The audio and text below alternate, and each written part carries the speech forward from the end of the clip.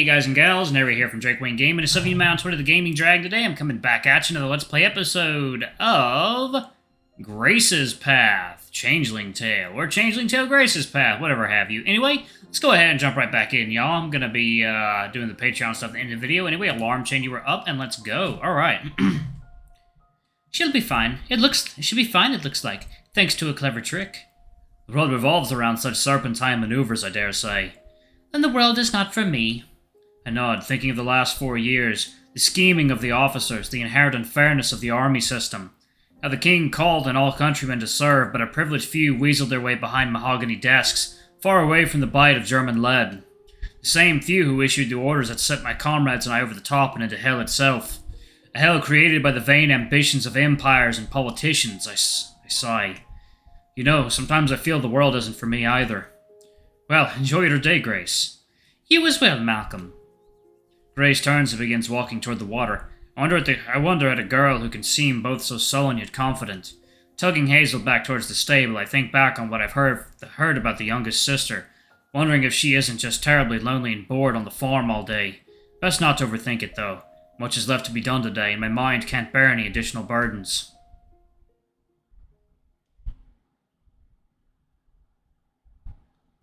Back at the homestead, my first order of business is to put poor Hazel in a paddock with plenty of space. She seems to tolerate the accommodations well enough, but I keep a weather eye on her at all times, just in case.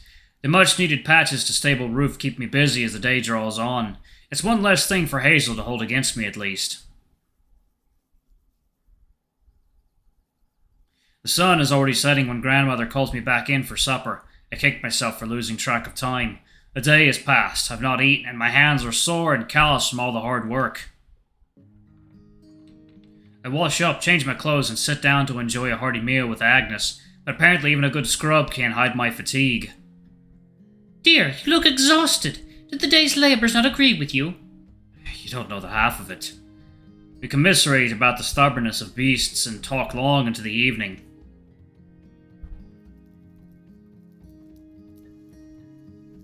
Eventually, we both find ourselves yawning and the rest beckons us. It looks as though the bed is calling you, Gran. Aye, I'll retire now. You let you to your evening routine. I wink and tilt my head towards the bottle of scotch by the sink. You know you're welcome to partake in the ritual. Maybe a wee dram. I grab the bottle and glasses, and we sip together in silence until Gran denies a refill. I've had my fill. Any more tipsy, and I myself would need to be poured into bed. My muscles argue a little as I lift myself out of the chair and protest harder still as Gran gives me a tight embrace. Sleep well. Sleep well, Gran. I'll see you when the rooster crows. Good night, Malcolm. May the fairies only slip you peace-filled dreams. I chuckle, reminded of childhood fairy tales as Agnes retires to her room. I'm busying myself with the dishes when I hear a light knock on the door. Who in the world would be calling at this hour?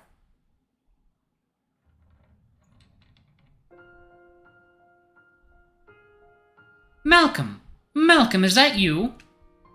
A tall woman stands before me in the cool evening air. She's most definitely the flaxen-haired woman I had noticed at the market today, and my former schoolteacher. Her face is somber and frozen with worry, but she cracks a faint smile at my appearance. Miss Alana, how are you? I reach out to give her a gentle embrace, so the measure is hardly reciprocated as she nearly pulls away. You remember me? Oddly enough, she does not look like she's aged at all since I first saw her in the classroom so long ago. Of course I do. It's nice to see you. You as well. The whole village is thankful to have you back, myself included. You must come in to warm up. It's mighty late to be strolling out this way. She shakes her head and pulls the lapels of her long green gown tightly around her neck. Her piercing eyes stare boldly, almost invasively into me. Wonder if you can get with Alana. That'd be interesting. No, I shan't be staying long, Malcolm. I came especially to see you. She hesitates, and her golden hair shines in the moonlight, bringing out the blonde highlights. You know, everyone is relieved that you're home, safe and sound. Thank you. It continues to be pleasant to hear. It's good to be home. Yes, everyone is pleased, including the Macleod girls. You've spoken with them. I take a pause at the sudden specificity. Her brow furrows, and she rubs her arms for warmth.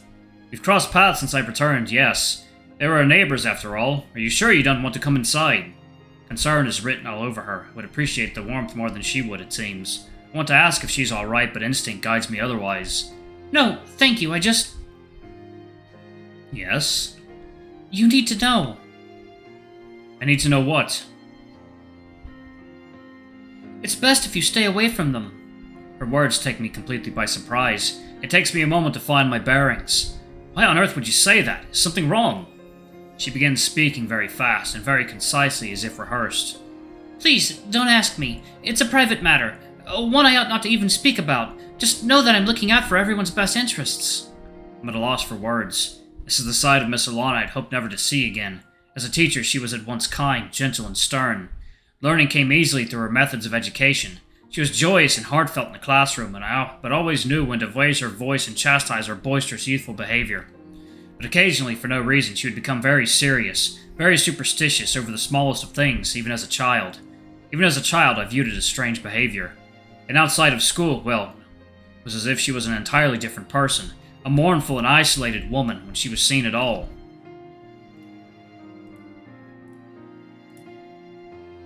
It made life uncomfortable for a child who otherwise adored his normally cheerful teacher. What had she become now? Can you share with me why? Are they in danger? What has you so worried? It's not something I can speak aloud, not now. Please, trust me. Respect my wishes and those of the girls. I'm overwhelmed with confusion. Is it their wish not to see me? Not exactly, but they just are not prepared to ask you to stay away. Malcolm, listen to me, please. Look into my eyes. Her eyes are dark with desperation and sadness even while reflecting the moon's glow. A darkness sweeps over the sky, black as the Earl of Hell's waistcoat. The bright moon is clouded over. It is because I care for you and them that I've come here tonight. They may seem like harmless girls, but outward appearances can be deceiving. Family secrets run deep. Don't get too close to them. Know you've been asked in earnest. Please stay away from the Macleods. I've never seen such intensity from Miss Alana. Whatever her reason, she's clearly distressed, so I decide to appease her. Don't worry, I'll respect their space. Thank you for coming by, but now I should really be getting back to... Oh, you've given me such relief, Malcolm! She moves closer as if to embrace again. I warily step back, and in doing so realize I may have offended her. I must be on my way. I'm sorry. Please take care, Miss Alana. I hope to catch up with you soon, perhaps in brighter circumstances. I point to the shaded moon. She nods as if on cue. The clouds part. Of course. Please give my best to your grandmother. She steps away from the door and demurely waves goodbye. Good night, Malcolm. I watch her as she walks away. Her silhouette shrinks, and I can't help but wonder what has her so distraught. Eventually, she veers off the path and deeper into the hill crossing, disappearing among the jagged boulders. I shiver and tell myself it is because of the draft. Inside, I warm myself with one more drink from the now near empty bottle of scotch. I don't realize how tense I am until I reach for the glass. The first sip eases the tension, but not my nerves. Agnes ducks out of her room. I believe she can read my concern as I pour myself yet another drink. Is all well? Was someone at the door, dear? I lift my glass and polish off the whiskey, resolving to put the strange encounter behind me. It was nothing, Gran. Under my breath, I add, just a ghost from the past.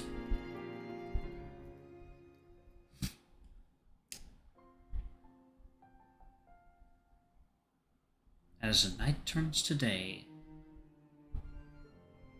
Or as night stays night, okay.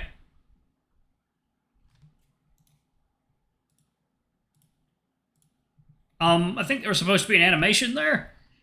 The smell of the fresh-baked pastry drifts out of the main room. I come in to find Gran stirring a pot at the stove. Good morning. How did you sleep? I feel like I've hardly slept at all. Well enough, I guess. Something smells good. She points to a basket of muffins on the table. The steam wafts around them as they cool. I baked some fresh treats for the Macleod girls, since they've been so good to me these past months. Won't you be a dear and take these over to them? My uncomfortable conversation with Alana is still fresh, although I don't want to worry my grandmother. Still. Gran, have you heard anything, well, odd about the Macleod girls? Odd? What do you mean? The girls. Has anything ever seemed off? Why ever would you ask that? I've known them to be nothing but good. Gran hesitates. But? Malcolm, I've lived a long, full life. This town has a past, secrets that aren't meant to be uncovered. Not everything is as it seems. I'm stupefied. Now, Gran has given me riddles too. It almost sounds like the opening to one of the fairy tales she would read to me as a wee lad. What? What does that mean? God willing, you'll never have to find out. Quickly now, while the muffins are still warm. Breakfast should be ready as soon as you return. Before I know it, I find myself shooed out the door, alone with a basket of muffins and a baker's dozen of questions in my head. What are Gran and Alana talking about? In all my years, I've never noticed anything unusual in this sleepy hamlet, apart from Alana herself. Maybe Agnes is getting superstitious too in her old age. Should I let their superstitions stand in the way of being a good neighbor? Be a good neighbor, be a good neighbor. I shelve my concerns and tell myself that I can press for some answers on my return.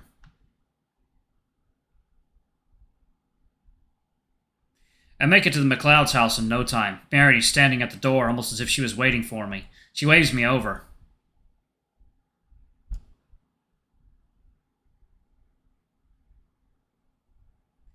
Good morning, Malcolm. Oh, I'm so glad you decided to visit. The morning rays highlight her cheerful features. Her smile is genuine, but something about it seems unusual, different. Her expression falls as she seems to sense my unease. Goodness, you look like you've seen a ghost. Would you like to come inside? There's tea on the stove. Morning, Marion. No, I can't stay. I just came to drop off these muffins. Compliments of my Gran. Is everything all right? I'd ask the same of you. You look unwell. Marion takes me by the hand, all concern. The uneasy feeling grows, forming a knot in my stomach. Come inside. We'll get you some tea. No buts.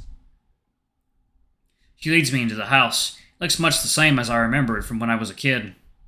The woven rug made by their mother collects dust underneath the table, and the family portrait hanging over the mantel brings back bittersweet memories of their stern father, Owen. It'd be a cozy space, except for an unnaturally harsh chill. Is it usually this cold in here? Don't worry, we'll get you warmed up soon. Girls, we have a visitor. Let me make sure it's not. Safe for work is not on. Okay. Cool.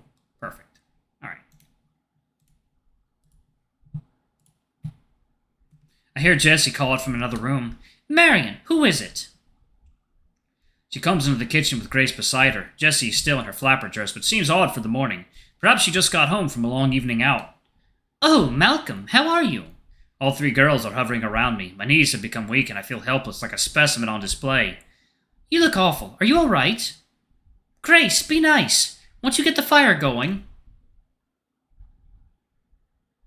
Grace complies, and Marion takes my hand again, leading me to a chair by the fireplace. I take a seat, but instead of feeling the fire's warmth, I become cold all over and start to shiver. I'm sorry. I don't know what's come over me. Hush, you poor thing. Let's get you warm. Marion strokes my hand, which now aches and burns. From the heat? I can't tell. The three sisters have gathered around me, a range of concern to pity playing across their faces. Crivens, Malcolm, are you contagious? Maybe you shouldn't have come here. As if you could stay away from a house full of sultry young women. Speak for yourself. I'm struck by how unusual the sisters are acting. Had I walked in at the wrong time. Girls, a blanket, please. Some tea for Malcolm. Fire feels warm and itchy against my palms, and I realize that it's not the flame near my hands, but slight involuntary movements of my fingers. Run my hands together as they itch. Marion stares at me with concern, her brow furrowed, lips frowning. We're glad you've come home safely, Malcolm, but a lot has changed since you left. Alright, I'm going to pause it right there. Thank you all so much for watching. Don't forget to like, comment, subscribe, ring that notification bell, and check out our Patreon if you can. It always helps. Before I go, I'm going to give a quick shout out to our lovely bronze tier patrons. Thank you all for all you do for the channel. We greatly appreciate your support. Thank you to our silver tier patron, Cade Silverman. Thank you for going a bit above and beyond. It's greatly appreciated. Anyway, if y'all want to get your names in the credits, get access to all of our not safe for work contents as little as $5. Alrighty, I love you all, and I'll see you all in the next video. Bye-bye!